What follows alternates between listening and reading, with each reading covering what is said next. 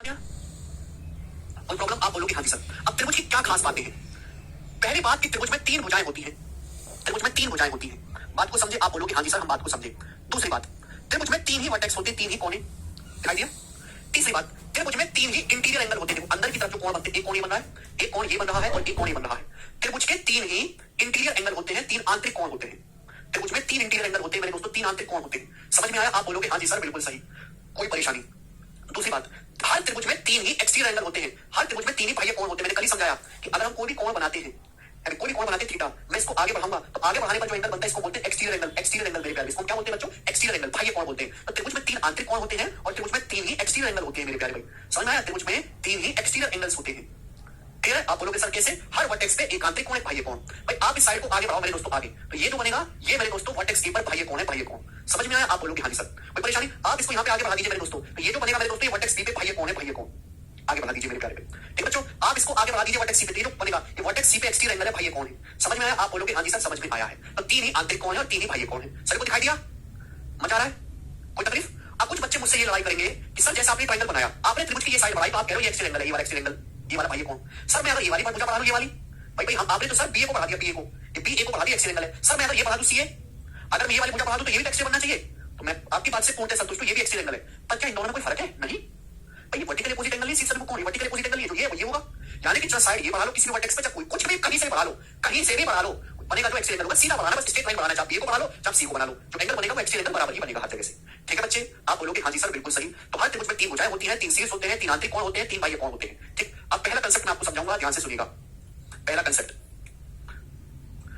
त्रिभुज के तीनों आंतरिक कोणों का योग 180 डिग्री होता है। त्रिभुज के तीनों आंतरिक कोणों का योग, ट्रायंगल के तीनों इंटीरियर एंगल का सम 180 डिग्री होता है, 180 डिग्री होता है। सब लोग अपनी कॉपी में उतार लेंगे, मैं आपको इसका प्रूफ भी समझाऊंगा बाद में, ठीक है ना? उसके लिए मुझे और बताना पड़ेगा। अभी के लिए ध्यान रखो मेरे दोस्तों, ये त्रिभुज है एबीसी, इसके अंदर के तीन कोण बन रहे हैं, ये कोण ए है, ये बी है और ये सी है। इन तीनों कोणों का योगफल हमेशा 180 डिग्री होता है। त्रिभुज किसी भी साइज का हो, किसी भी शेप का हो, छोटा मोटा, काड़ा भेड़ा लूला लगा, कैसा भी त्रिभुज बनाओ, ऐसा बनाओ त्रिभुज, अब ऐसा त्रिभुज बनाओ, कुछ भी बनाइए, हमेशा उसके तीनों आंतरिक कोण का योगफल 180 डिग्री रहेगा, 180 से हटने वाला नहीं है। जैसे मैं आपसे कहूं कि ये वाला एंगल 73 डिग्री का है, ये एंगल 55 डिग्री का है, तो आप हमें जवाब देंगे कि ये वाला कोण कितने डिग्री का होगा? जवाब दो बच्चों, बताएंगे सब लोग।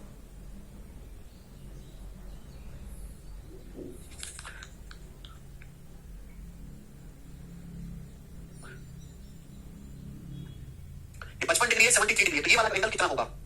तीनों का सर 180 होना चाहिए, पर इन दोनों का योग कितना है? 55 में 73 जोड़ूंगा, 5 3 8 7 5 12, 128 डिग्री। अब 180 में से 128 माइनस करूंगा तो तीसरा आएगा। 180 में से दोनों को घटा तो तीसरा आ जाएगा।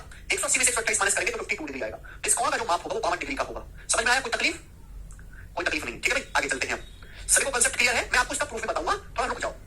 अब आगे चलते हैं मेरे दोस्तों नेक्स्ट कंसेप्ट की तरफ। नेक्स्ट कंसेप्ट ध्यान से सुनिएगा मेरे प्यारे, ध्यान से, ध्यान से। एक्सटीरियर एंगल, सब लोग अपनी कॉपी में पहले कंसेप्ट का स्टेटमेंट लिख लेंगे, फिर मैं आपको समझाऊंगा। Exterior angle is equal to, exterior angle is equal to sum of opposite interior angle, sum of opposite interior angles, sum of opposite interior angles. Hindi बताते हैं, किसी भी त्रिभुज में बाह्य कोण का माप विपरीत आंतरिक कोणों के माप के बराबर होता है। किसी भी त्रिभुज में बाह्य कोण की जो वैल्यू होती है, किसी भी त्रिभुज में बाह्य कोण की जो वैल्यू होती है वो अपोजिट इंटीरियर एंगल के बराबर होती है, अपोजिट इंटीरियर एंगल के सम के बराबर होती है। नहीं समझे होंगे इस बात को, मैं समझाने की कोशिश करता हूं। जैसे मेरे दोस्तों आपके पास अभी इसको हटाओ, जैसे मेरे दोस्तों आपके पास एक ट्रायंगल है, ट्रायंगल एबीसी।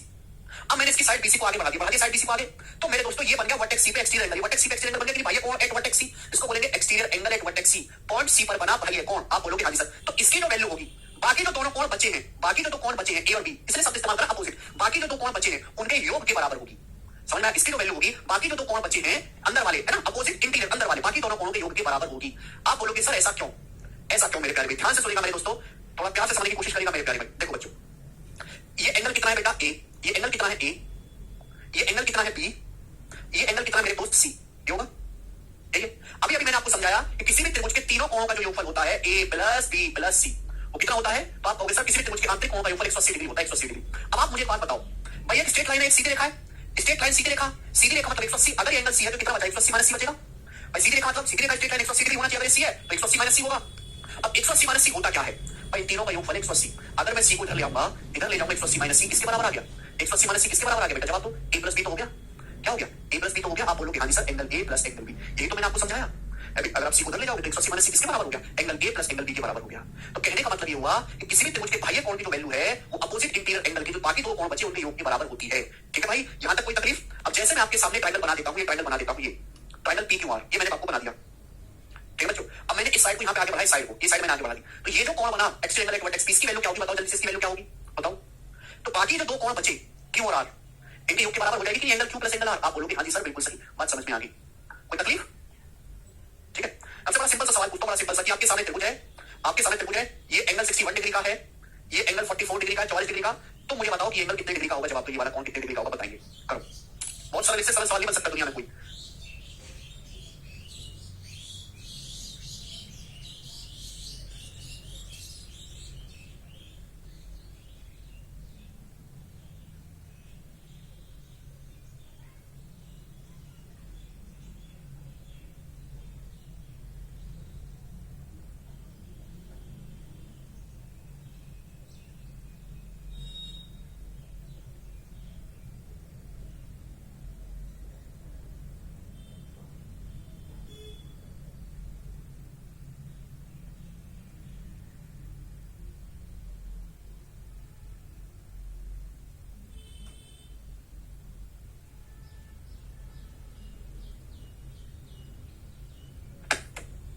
अरे बताइए बता लो क्या है, बोलते नहीं है। अगर ये 61 है 44 है तो कितना है? दोनों को जोड़ देंगे, 4 1 5 6, 4 10 105 डिग्री, बात खत्म। एक और 105 डिग्री का होगा। क्लियर? आप बोलोगे हाँ जी सर बिल्कुल सही। नेक्स्ट आगे की तरफ चलेंगे, अगला कंसेप्ट। भाई मैंने अभी आपको बताया किसी त्रिभुज के 3 एक्सियल एंगल होते हैं, किसी त्रिभुज के 3 एक्सियल एंगल होते हैं, आपको दिखाई दे रहे हैं यहाँ पे? त्रिभुज के 3 आंतरिक कोण होते हैं, त्रिभुज के 3 बाह्य कोण होते हैं। ठीक है, तो जैसे मैंने आपके सामने त्रिभुज बनाया ए बी सी, इसके 3 वर्टेक्स पे 3 एक्सियल एंगल है।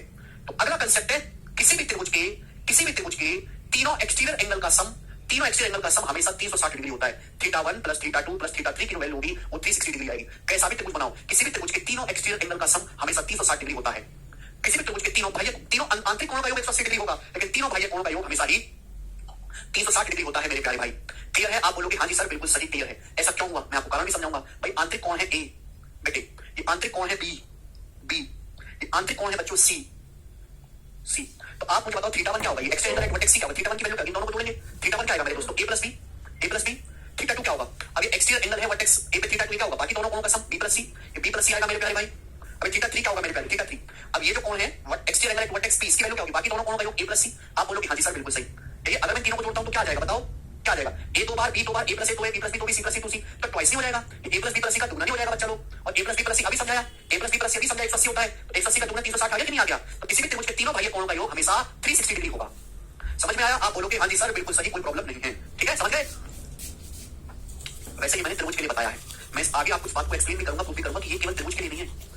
अगर हम चतुर्भुज भी बना लेना, चतुर्भुज भी, तो चतुर्भुज के लिए अगर हम सारे एक्सटेंगल खींचे, सारे एक्सटेंगल, तो चारों एक्सटेंगल का सम भी 360 आएगा। चाहे मैं त्रिभुज बनाऊं, 3 भुजा वाला बनाऊं, तो 4 भुजा वाला बनाऊं, तो 5 भुजा वाला, 6 वाला, 7 वाला, 100 वाला, 1 लाख भुजा वाला, हर आकृति के बाह्य कोणों का योग, आंतरिक कोणों का योग अलग अलग होगा, लेकिन हर आकृति के बाह्य कोणों का योग निश्चित होता है 360 डिग्री। ये टेक्नोलॉजी फिक्स है। ये तो मैंने 3 त्रिभुज के लिए बताया, 3 भुजाएं, चाहे 4 भुजा वाला बना दूं, चाहे 5 वाला, चाहे 6 वाला, चाहे 7 भुजाओं की आकृति बना दूं, 8 की, 100 की, चाहे 1 लाख की, कितनी भुजाएं हो, आंतरिक कोणों का योग हमेशा अलग अलग आएगा, अलग अलग, लेकिन बाह्य कोणों का योग हमेशा हर आकृति में फिक्स होता है 360 डिग्री, किसी भी पॉलीगन के लिए, किसी भी बहुभुज के लिए। ये बात मैं आपको आगे समझाऊंगा, मैंने बता दिया आपको, इसको आगे एक्सप्लेन भी करेंगे। तो 2 बातें हमने यहां से सीखी कि कोई भी त्रिभुज बनाओ, उसके तीनों अंदर के कोणों का योग हमेशा 180 डिग्री होगा, और किसी भी त्रिभुज के तीनों बाह्य कोणों का योग हमेशा 360 डिग्री होगा। ठीक है ना? मैंने आपको रीजन भी समझाया है, समझाया कि नहीं? समझाया है। ठीक है बच्चे, चल अब मैं आपसे एक सवाल पूछूंगा, ठीक है? सभी लोगों से सवाल पूछूंगा, और जरा इस सवाल का मुझे सोच समझ के आंसर बताना। ये त्रिभुज है बेटा एबीसी, क्या ये पूरा त्रिभुज आपकी तरह? ये वाला एंगल यहां से यहां तक, ये वाला एंगल, ये वाला एंगल यहां से यहां तक, ये कोण, इतना कोण घूमना है यहां से यहां तक पूरा, और ये वाला एंगल, इन तीनों एंगल का योग कितना होगा? जवाब दो, 30 सेकंड आपके पास, बनाएंगे। अगर आपने तीनों कोणों का योग बताया तो एक डिजिटल टॉफी मेरी तरफ से, एक डिजिटल टॉफी।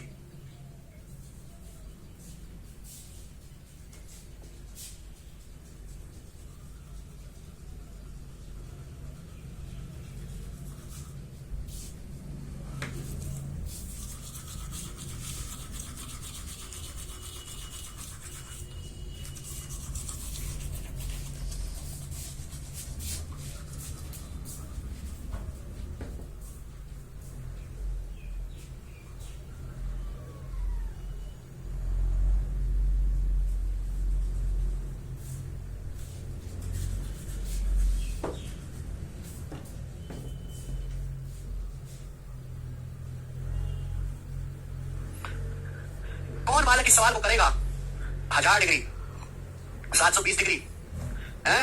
बता लो, तुक्का मार लो।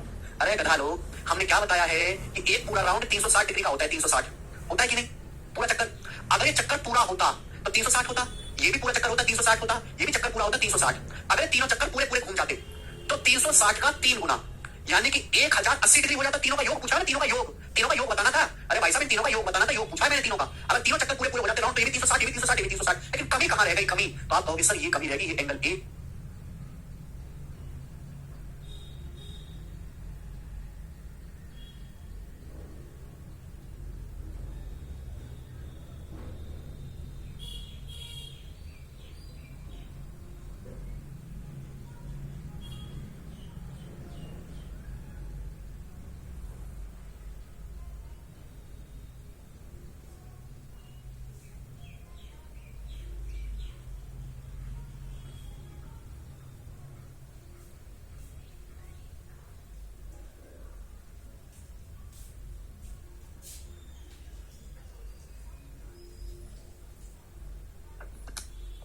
हाँ जी, आवाज आ गई? 360 दिया माइनस 180, 900 डिग्री आंसर था सवाल का। ये बनाए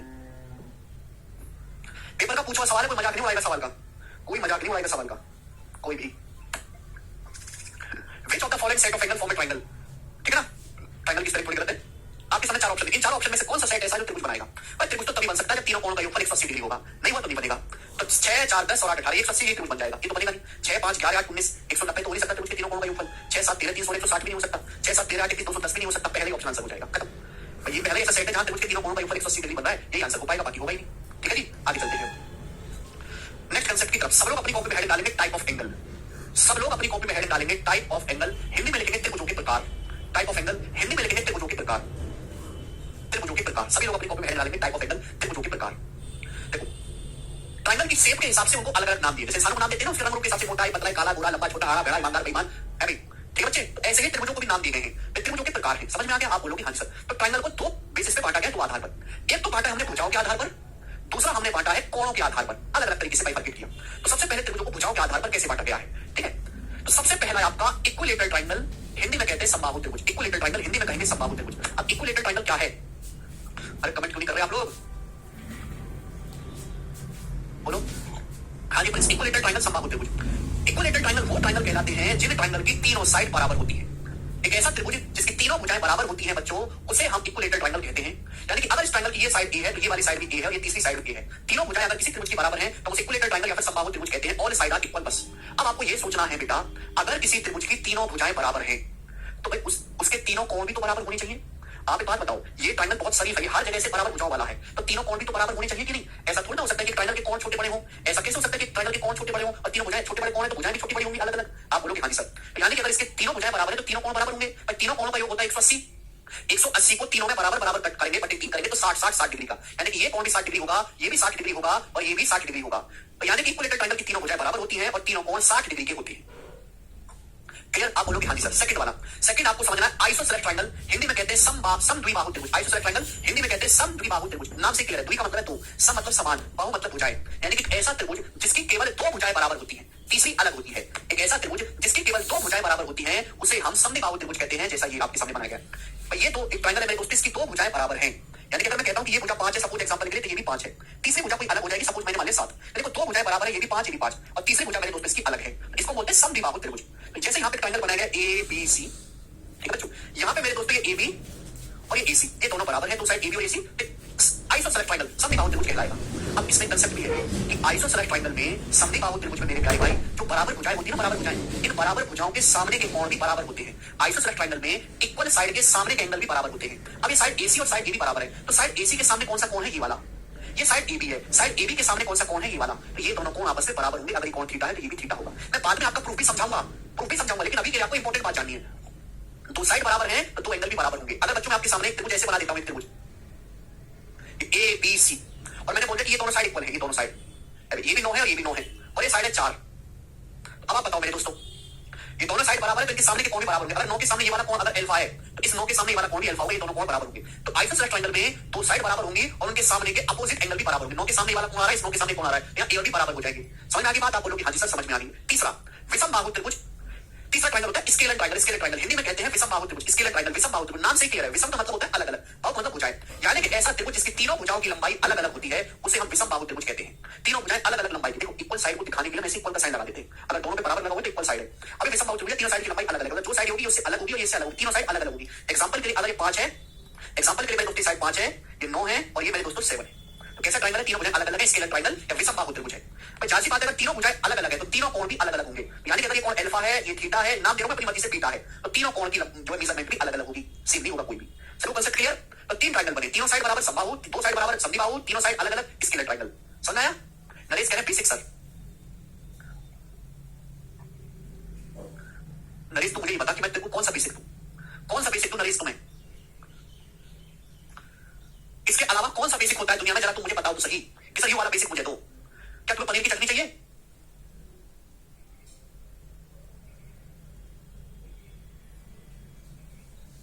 हैं?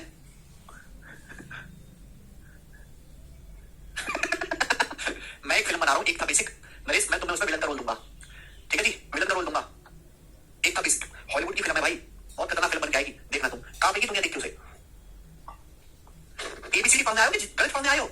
अगला मेरे दोस्तों, ये मैंने बताया ट्रायंगल का टाइप साइड के आधार पर, हम बांटेंगे एंगल के बेसिस पे, कोणों के आधार पर। त्रिभुज को कोणों के आधार पर कैसे बांटा गया है? सबसे पहला होता है एक्यूट ट्रायंगल, न्यून कोण त्रिभुज, एक्यूट एंगल ट्रायंगल, न्यून कोण त्रिभुज, ठीक है भाई, यानी कि ऐसा त्रिभुज जिसके तीनों कोण 90 डिग्री से कम होते हैं, जिसके तीनों कोण एक्यूट एंगल होते हैं उसे हम एक्यूट एंगल ट्रायंगल कहते हैं। जिसके तीनों कोण 90 डिग्री से छोटे होते हैं उनको हम एक्यूट एंगल ट्रायंगल कहते हैं। जैसे कि मेरे दोस्तों 50 डिग्री है, अरे मेरे दोस्तों ये आपका ले लेते हैं सपोज 70 डिग्री है और ये 60 डिग्री है, ये तीनों कोण है, देखो तीनों कोण 90 डिग्री से छोटे हैं, तीनों का सम 180 है, तो एक्यूट एंगल ट्रायंगल कहलाएगा। तो न्यून कोण त्रिभुज एक ऐसा त्रिभुज जिसके तीनों कोण कुछ भी हो पर 90 डिग्री से छोटे होने चाहिए, न्यून कोण त्रिभुज कहलाएगा। अगला है राइट एंगल ट्रायंगल या फिर समकोण त्रिभुज। राइट एंगल ट्रायंगल होता है मेरे प्यारे भाई एक ऐसा त्रिभुज जिसमें एक एंगल एक्जैक्ट 90 डिग्री का हो, 90 डिग्री का, जैसे कि आपके सामने यहाँ पर ये कोण जो दिखाई दे रहा है 90 डिग्री का दिखाई दे रहा है, ए बी सी। समझ में आया? आप बोलोगे हाँ जी सर बिल्कुल सही, ए बी सी समझ में आया? तो 90 डिग्री है एक ऐसा त्रिभुज जिसमें कोई एक एंगल 90 डिग्री का हो मेरे प्यारे भाई, उसे राइट एंगल ट्रायंगल या समकोण त्रिभुज कहते हैं। समझ में आया?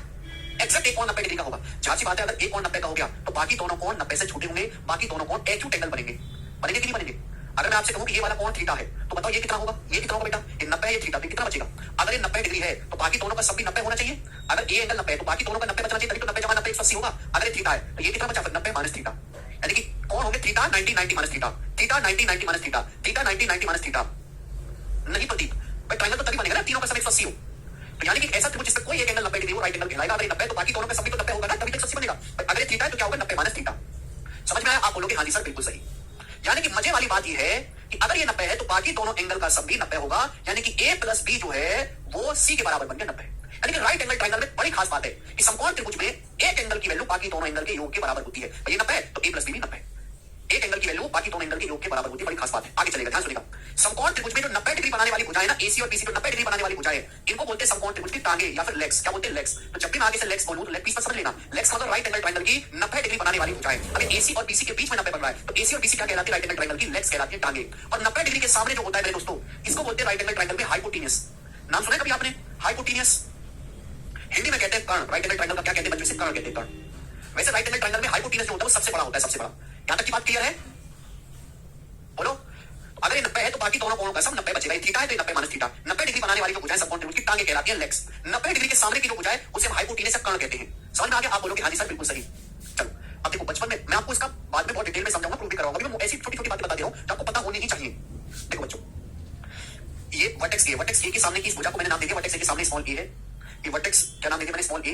ये शीर्ष बी के सामने स्मॉल बी है और शीर्ष सी के सामने स्मॉल सी है। ये भुजाओं की लंबाई है। तो आपने पढ़ा है राइट एंगल ट्रायंगल में पाइथागोरस थ्योरम, यानी कि सी स्क्वायर बराबर हो गया ए स्क्वायर प्लस बी स्क्वायर। समकोण त्रिभुज में सी स्क्वायर जो होता है, हाइपोटेन्यूस का जो स्क्वायर होता है, वो बाकी दोनों साइड के स्क्वायर के योग के बराबर होता है। इसको बोलते हैं पाइथागोरस थ्योरम। किसी बच्चे ने अगर नहीं पढ़ी है तो 10वीं क्लास कैसे पास हो गया मुझे तो पता ही नहीं पड़ा।